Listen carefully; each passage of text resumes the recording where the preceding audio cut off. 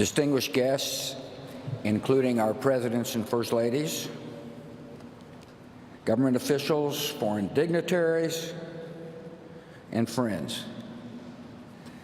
Jeb, Neil, Marvin, Daro, and I, and our families, thank you all for being here. I once heard it said of man that the idea is to die young as late as possible.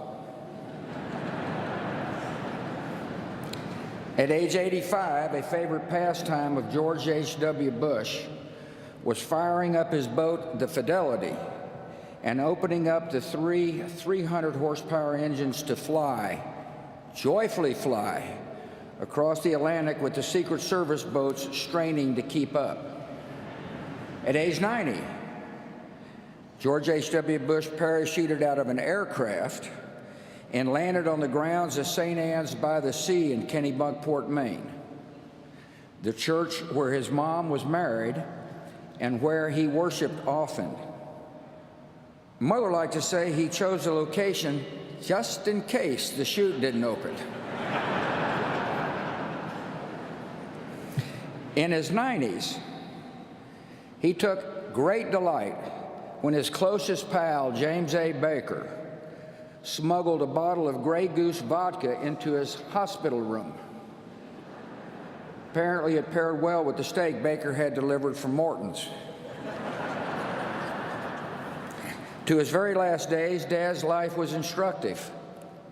As he aged, he taught us how to grow with dignity, humor, and kindness. And when the good Lord finally called, how to meet him with courage and with the joy of the promise of what lies ahead. One reason Dad knew how to die young is that he almost did it, twice. When he was a teenager, a staph infection nearly took his life. A few years later, he was alone in the Pacific on a life raft, praying that his rescuers would find him before the enemy did. God answered those prayers. It turned out he had other plans for George H.W. Bush. For Dad's part, I think those brushes with death made him cherish the gift of life, and he vowed to live every day to the fullest. Dad was always busy, a man in constant motion, but never too busy to share his love of life with those around him.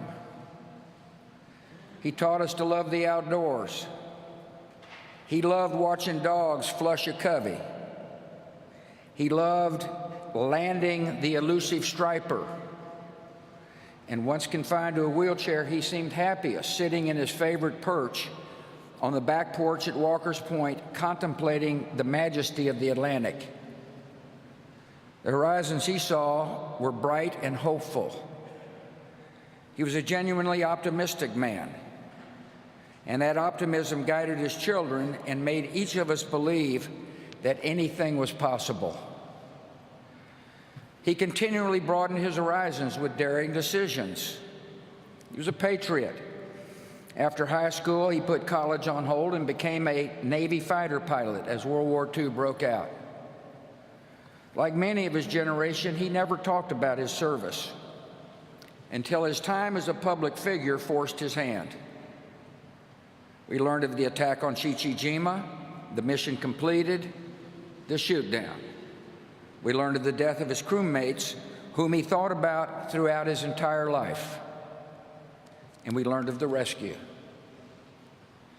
And then another audacious decision. He moved his young family from the comforts of the East Coast to Odessa, Texas. He and Mom adjusted to their arid surroundings quickly. He was a tolerant man. After all, he was kind and neighborly to the women with whom he, Mom, and I shared a bathroom in our small duplex. Even after he learned their profession, ladies of the night. Dad could relate to people from all walks of life. He was an empathetic man. He valued character over pedigree, and he was no cynic. He looked for the good in each person, and he usually found it. Dad taught us that public service is noble and necessary, that one can serve with integrity and hold true to the important values like faith and family. He strongly believed that it was important to give back to the community and country in which one lived. He recognized that serving others enriched the giver's soul. To us, his was the brightest of 1,000 points of light. In victory, he shared credit. When he lost, he shouldered the blame. He accepted that failure is a part of living a full life, but taught us never to be defined by failure. He showed us how setbacks can strengthen. None of his disappointments could compare with one of life's greatest tragedies, the loss of a young child.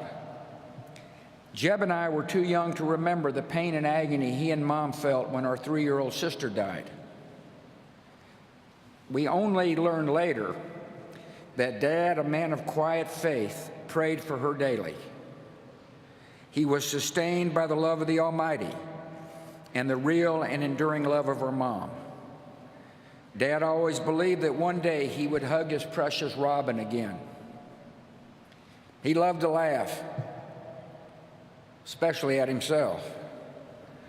He could tease and needle, but never out of malice. He placed great value on a good joke.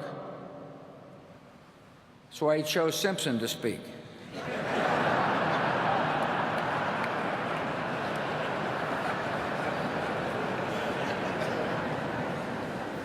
On email, he had a circle of friends with whom he shared or received the latest jokes. His grading system for the quality of the joke was classic George Bush. The rare 7s and 8s were considered huge winners, most of them off color. George Bush knew how to be a true and loyal friend. He nurtured and honored his many friendships with a generous and giving soul. There exist thousands of handwritten notes encouraging or sympathizing or thanking his friends and acquaintances. He had an enormous capacity to give of himself. Many a person would tell you that Dad became a mentor and a father figure in their life. He listened and he consoled. He was their friend. I think of Don Rhodes, Taylor Blanton, Jim Nance, Arnold Schwarzenegger, and perhaps the unlikeliest of all, the man who defeated him, Bill Clinton. My siblings and I refer to the guys in this group as brothers from other mothers. He taught us that a day was not meant to be wasted. He played golf at a legendary pace. I always wondered why he insisted on speed golf. He was a good golfer. Well, here's my conclusion. He played fast so that he could move on to the next event, to enjoy the rest of the day, to expend his enormous energy, to live it all. He was born with just 2 settings: full throttle, then sleep. He taught us what it means to be a wonderful father, grandfather, and great-grandfather. He was firm in his principles and supportive as we began to seek our own ways. He encouraged and comforted, but never steered. We tested his patience. I know I did. But he always responded with the great gift of unconditional love. Last Friday, when I was told he had minutes to live, I called him. The guy answered the phone, said I think he can hear you, but he hadn't said anything for most of the day. I said, Dad, I love you and you've been a wonderful father. And the last words he would ever say on earth were, I love you too. To us, he was close to perfect, but not totally perfect. His short game was lousy. He wasn't exactly Fred Astaire on the dance floor. The man couldn't stomach vegetables, especially broccoli. And by the way, he passed these genetic defects along to us. Finally, every day of his 73 years of marriage, Dad taught us all what it means to be a great husband. He married his sweetheart. He adored her. He laughed and cried with her. He was dedicated to her totally.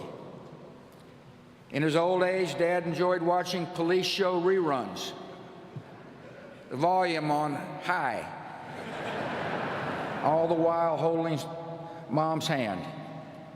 After Mom died, Dad was strong, but all he really wanted to do was hold Mom's hand again. Of course, Dad taught me another special lesson. He showed me what it means to be a president who serves with integrity, leads with courage, and acts with love in his heart for the citizens of our country. When the history books are written, they will say that George H.W. Bush was a great president of the United States, a diplomat of unmatched skill, a commander-in-chief of formidable accomplishment, and a gentleman who executed the duties of his office with dignity and honor. In his inaugural address, the 41st President of the United States said this: "We cannot hope only to leave our children a bigger car, a bigger bank account. We must hope to give them a sense of what it means to be a loyal friend, a loving parent, a citizen who leaves his home, his neighborhood, and town better than he found it. What do we want the men and women who work with us to say when we are no longer there? That we were more driven to succeed than anyone around us, or that we stopped to ask if a sick child had gotten better and stayed a moment there to trade a word of friendship?" Well, Dad, we're going to remember you for exactly that and much more. And we're going to miss you. Your decency, sincerity, and kind soul will stay with us forever. So through our tears, let us know the blessings of knowing and loving you, a great and noble man, the best father a son or daughter could have. And in our grief, let us smile knowing that Dad is hugging Robin and holding Mom's hand again.